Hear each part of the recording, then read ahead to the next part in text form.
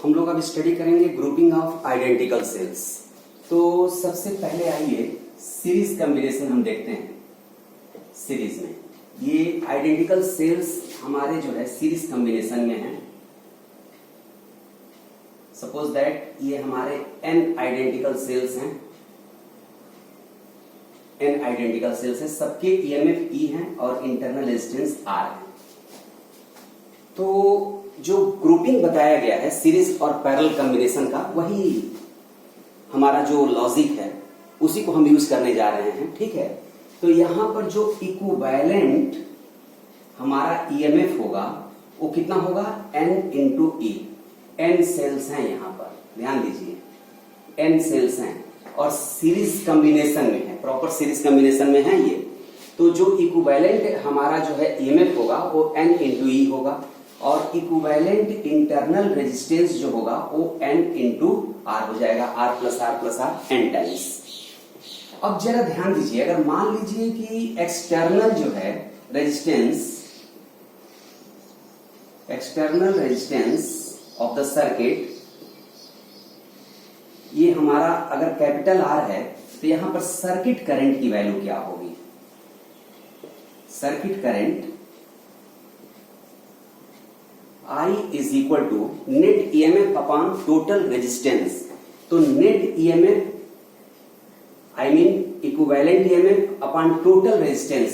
तो total resistance क्या होगा, तो देखिए इससे अगर हमारा रजिस्टर अगर कनेक्टेड है लाइक दिस,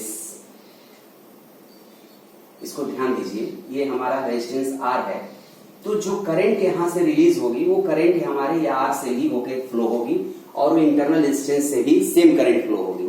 तो इंटरनल रेजिस्टेंस के साथ ही इसका जो कॉम्बिनेशन है उस सीरीज कॉम्बिनेशन है, क्योंकि दोनों में करंट हमारे सेम है।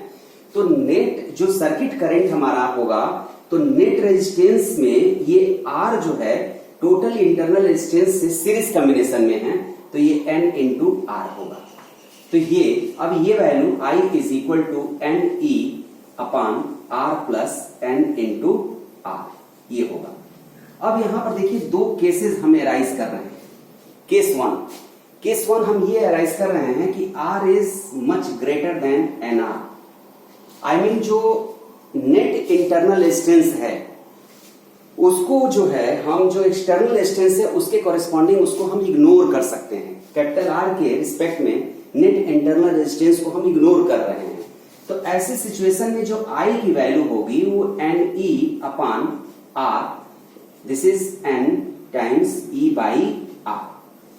यानी कि सिंगल एक सेल जो करंट हमको प्रोवाइड कर रहा है सर्किट के लिए E बाई R, उसका N टाइम्स हमको करंट मिलेगा। जितने सेल हमारे अधिक होंगे करंट की वैल्यू भी उतनी ही ज्यादा होगी। ये रिजल्ट हमारे सामने है। दूसरा रिजल्ट हमारा ये है कि अगर मान लीजिए R is much less then NR है, आई मीन जो total internal resistance of the combination है ऑफ द सेल है, ठीक है, वो उसकी वैल्यू हमारे एक्सटर्नल रेजिस्टेंस के कॉरेस्पॉन्डिंग नेग्लिजिबल नहीं है। और ये कह सकते हो कि R को हम NR के रिस्पेक्ट में अगर इग्नोर कर दें तो ऐसे सिचुएशन में I की वैल्यू NE अपॉन R को हम इग्नोर कर रहे हैं, ठीक है, तो ये हमारा NR और I is equal to E by R ये होगा। तो एक सिंगल सेल जो करंट प्रोवाइड करता, अगर एक सिंगल सेल होता तो करंट हमारा जो मिलता E बाई R, उतना ही करंट हमारे N सेल भी अप्रॉक्स सेम करंट हमारे वो प्रोवाइड कर रहे हैं। इसका एक रिजल्ट हमारे सामने ये है कि अगर हमारा सेल का इंटरनल रेजिस्टेंस, ध्यान दीजिए, अगर कम है, इंटरनल रेजिस्टेंस अगर कम है तो एक्सटर्नल रेजिस्टेंस के कॉरेस्पॉन्डिंग, तो उसे सीरीज में कनेक्ट करने का, सीरीज में उसे ऐड करने का एक हमारे पास रिस्पांस है और वो रिस्पांस करंट के टर्म में है। हमको जो है करंट सफिशिएंट जो है करंट हमको वो सर्किट को जो है सेल प्रोवाइड करेगा। जैसा चाहे वैसे सेल करंट को हम चेंज कर सकते हैं, इंक्रीज कर सकते हैं।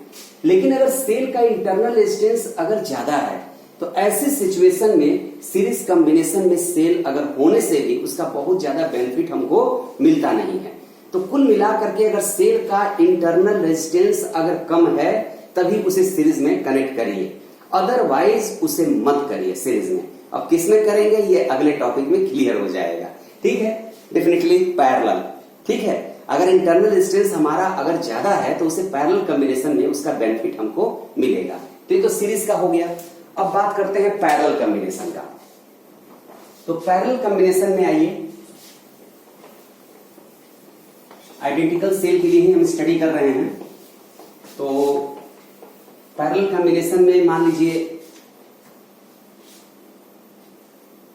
एक सेल ये है, एक सेल ये है। चलिए इस तरह से जो है एन जो है यहां पर हम कई सारे सेल को हम ले रहे हैं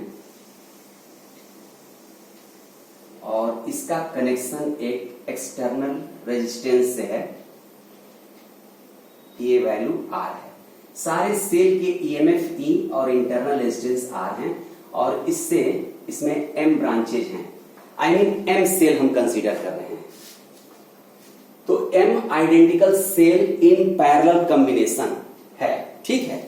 तो देखिए यहां पर जो terminal potential difference first cell के क्रॉस होगा वही टर्मिनल पोटेंशियल डिफरेंस सारे सेल के अक्रॉस होंगे, सारे सेल के अक्रॉस होंगे। और इक्विवेलेंट जो हमारा ईएमएफ है वो किसी एक सेल के ईएमएफ के इक्वल होगा। ये सीरीज और पैरेलल वाले टॉपिक में हमने डिस्कस किया था। तो यहां पर इक्विवेलेंट जो ईएमएफ है इसकी वैल्यू हमारी E ही होगी, लेकिन इक्विवेलेंट इंटरनल रेजिस्टेंस हमको कैलकुलेट करना पड़ेगा। तो 1/R equivalent is equal to 1/R plus 1/R, ये M टाइम्स हो जाएगा। तो ये हमारा हो जाएगा M/R। सो R इक्विवेलेंट हो जाएगा R/M। ये हमारा R इक्विवेलेंट हो गया, internal resistance equivalent internal resistance हो गया। तो देखिए यहां की जो करंट होगी ये करंट हमारी इस R से ही, सेम करंट R से फ्लो हो रही है। तो कहने का मतलब कि इस कॉम्बिनेशन का जो रिजल्टेंट है, इस कॉम्बिनेशन का जो रिजल्टेंट इंटरनल रेजिस्टेंस है उससे हमारा कैपिटल R सीरीज कॉम्बिनेशन में है।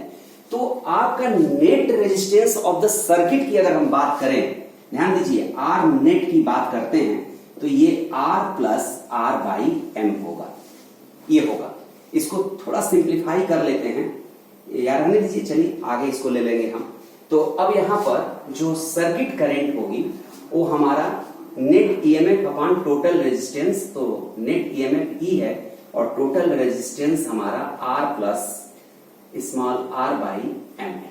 इसको आप सिंप्लीफाई कर लीजिए तो I is equal to ME upon MR plus R, ये हो जाएगा। अब यहां से इसी तरह से जैसे हमने प्रीवियस टॉपिक में हमने 2 केस स्टडी किया था, यहां भी 2 केस हम स्टडी करेंगे। तो केस फर्स्ट हमारा है MR is much greater than small r। देखिए अगर हमारा जो एक्सटर्नल रेजिस्टेंस है उसका M टाइम्स इंटरनल रेजिस्टेंस से ग्रेटर है, इंटरनल रेजिस्टेंस हमारे सेल का, माने कह सकते हैं कि इसके रिस्पेक्ट में इसको हम इग्नोर कर रहे हैं। तो ऐसी सिचुएशन में I की वैल्यू जो होगी वो ME अपॉन MR, हम R को इग्नोर कर रहे हैं, स्मॉल r को, M से M कैंसिल हो गया, ये E/R हुआ, ये E/R है। तो कहने का मतलब यह है कि एक सेल जो करंट हमारे सेल को सर्किट को प्रोवाइड करती वो हमारे M सेल्स भी मिल करके अप्रॉक्स सेम करंट हमारे सर्किट को प्रोवाइड कर रहे हैं। तो कुल मिलाकर के हमारे पास रिजल्ट वही है कि अगर सेल का इंटरनल रेजिस्टेंस अगर कम है तो पैरेलल कॉम्बिनेशन में कनेक्ट करने का बहुत ज्यादा बेनिफिट नहीं है। और दूसरे केस में हम देखते हैं if MR is much less than small r अगर है तो ऐसे सिचुएशन में I is equal to ME upon MR को हम इग्नोर कर रहे हैं R, this is M times E/R। तो सिंगल सेल जो करंट प्रोवाइड करता है उसका M टाइम्स ये हमारा सर्किट करंट की वैल्यू होगा। मीन्स अगर हमारे सेल का इंटरनल रेजिस्टेंस अगर लार्ज है, हाई है, तो ऐसे सिचुएशन में पैरेलल कॉम्बिनेशन में उसे कनेक्ट करने का बेनिफिट है, ठीक है। तो करंट को अगर जैसे करंट सेल में, सर्किट में करंट कैसा चाहिए, सेल हमारे पास कैसा है, इन सब बातों को देख करके हम कॉम्बिनेशन डिसाइड करेंगे। कि हमारा सीरीज कॉम्बिनेशन बेनिफिशियल होगा या पैरेलल कॉम्बिनेशन बेनिफिशियल होगा। ठीक है, थैंक यू।